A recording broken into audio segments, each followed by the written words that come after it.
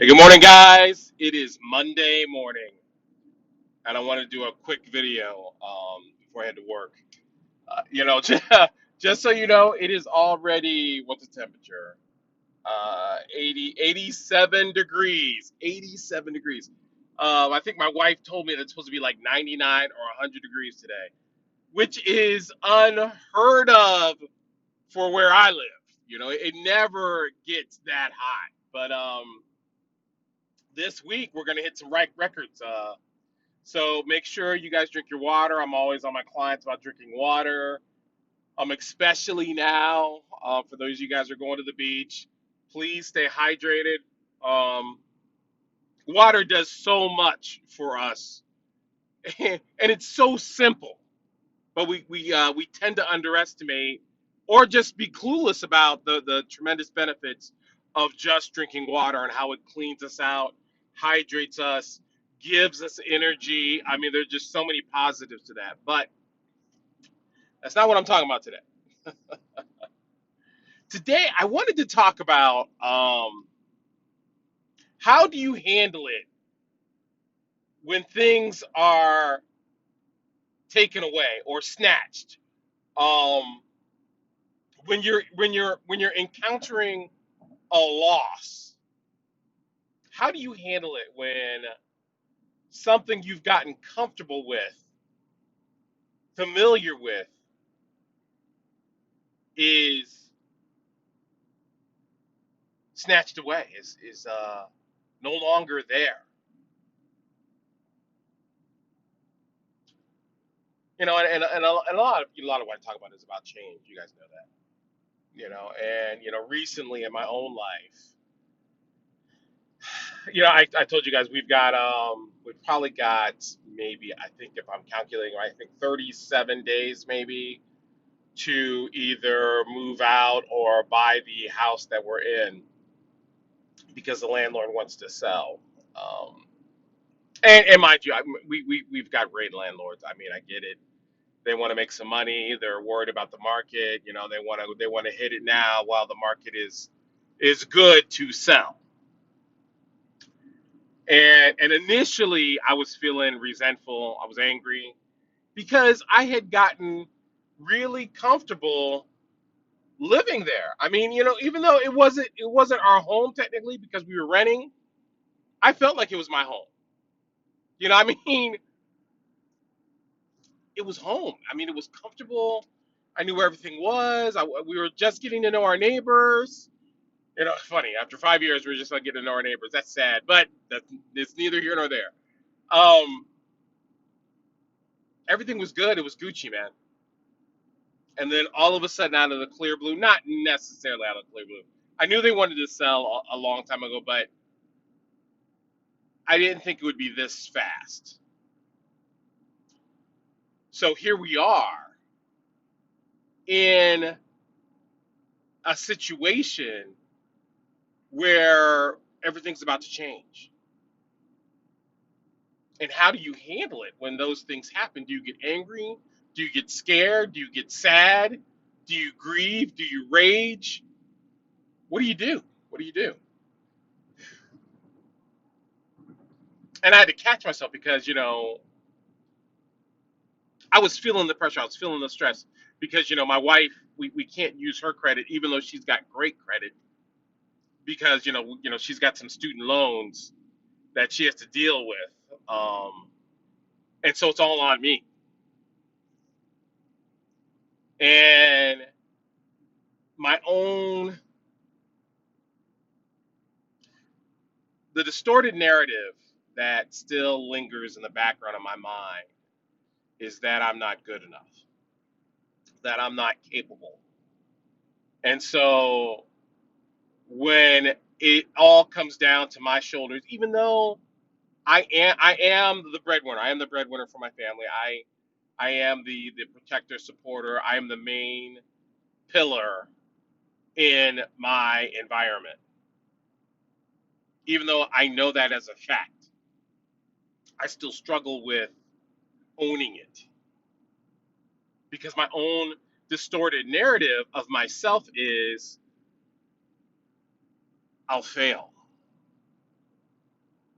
And how many of us have that thought process going on inside, lingering in the background, that comes to the surface when you're in the midst of a storm?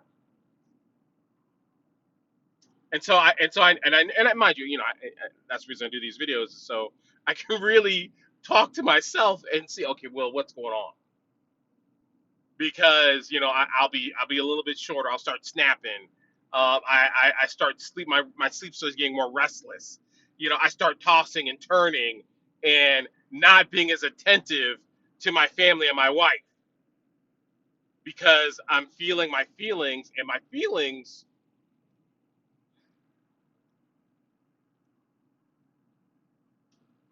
are of fear and insecurity. And even in that, you don't want to admit that. I don't know how it is for women generally, but I know for men, it's hard for us to be vulnerable, to admit our flaws. So, in the midst of this situation, I start, reading my word more. I start praying more because that calms me, and that centers me, and I start to recognize as the shift in my wife's attitude from worry to wonder, because she starts to wonder, what if we can get something better? And I start to wonder that myself, what if this isn't a loss, but it's an investment? What if this isn't something being stolen, but something being exchanged for something greater? What if the losses and the failures that we encounter are there for a purpose, like pruning a tree so that it will grow?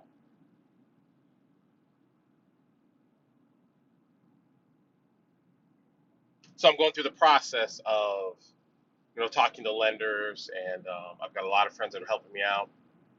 Um, and I was talking to this gentleman this weekend, and he was just telling me, he's like, Will, you might not realize this, but you're only 4 points away from qualifying for da da da da. And I said, really? He's like, yeah, if you just fix this situation right here, we're good to go. And even when he said that, you know, it's like my heart stopped and my breath caught. I was just like kind of frozen.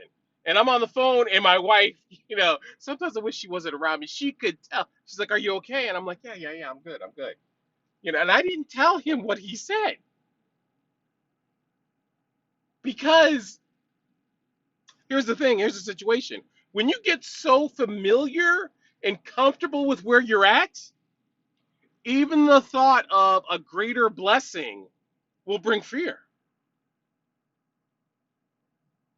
because of the distorted narrative that we still believe about ourselves, that, maybe we don't deserve it. Maybe we can't handle it. Maybe it's a trap. Maybe you're setting yourself up for a greater disappointment, a greater heartbreak. This can't be real.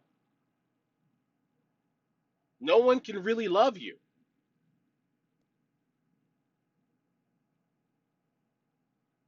And if we don't address that thought process, that theme that you seem to be running in the background, you will drop the ball. You will fumble the blessing. You'll sabotage your success. And come on, we've seen people do that all the time.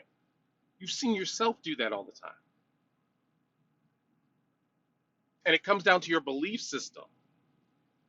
What do you believe about you? What do I believe about me? Do I believe I was designed to be great? And what comes with that? And I'm not talking about fame and fortune. I'm talking about the quality of my character. Do I make mistakes? Absolutely. Do I try to get better every day? Absolutely. And be and in the process of being better, there's a responsibility that comes with that.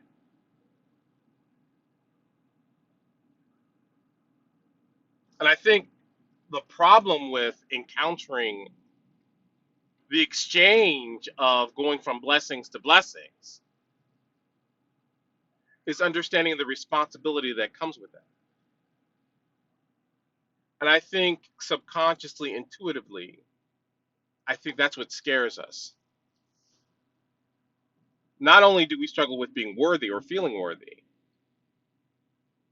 we struggle with the responsibility of this next level. But here's the problem. You know you don't want to go back. You want to go back to the way things were, to who you were, to what you did, to how you thought. You don't want to go back to that. So now you're stuck in this conundrum of do I stay still or do I move forward? And for those of you who have a little bit of wisdom and common sense, you know you can't stay still because you run the risk of getting run over. It's like you're in a highway and you're driving down the highway. You can slow down. You know, other cars will start passing you by, da da da da. But if you stop in the middle of the highway, you will cause an accident. Even if you're on a deserted highway, somebody else will eventually will come by. So you can pull over and park, but then you're still running the risk of letting the world pass you by. You have a destination. You have a destiny. And part of that destiny, for those of us who aspire to be more, you can't be more without being blessed. You got to be blessed to be more, to be more. You got to be more to be blessed more. It's a circle, a cycle of success, a cycle of salvation.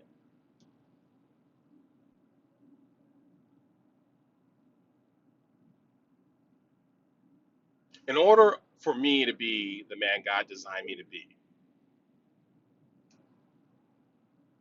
He has to provide me with the tools to accomplish and overcome the challenges that my life will encounter to be an example of who He is in my life.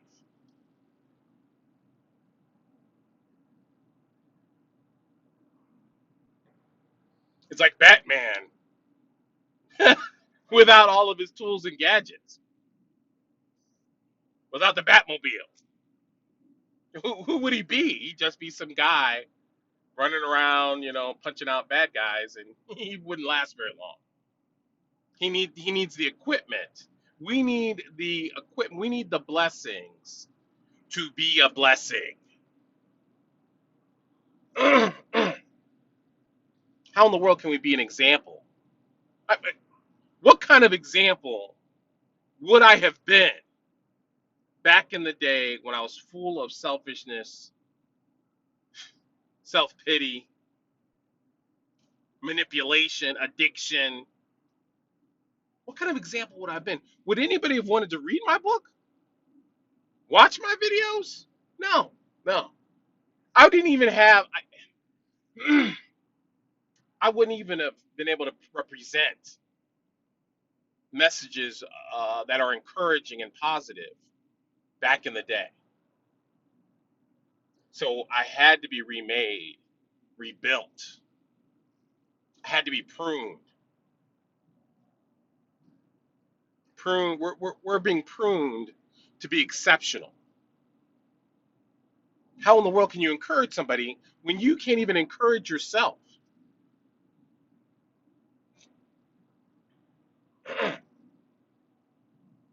So when you're encountering a loss, take another look at that thing.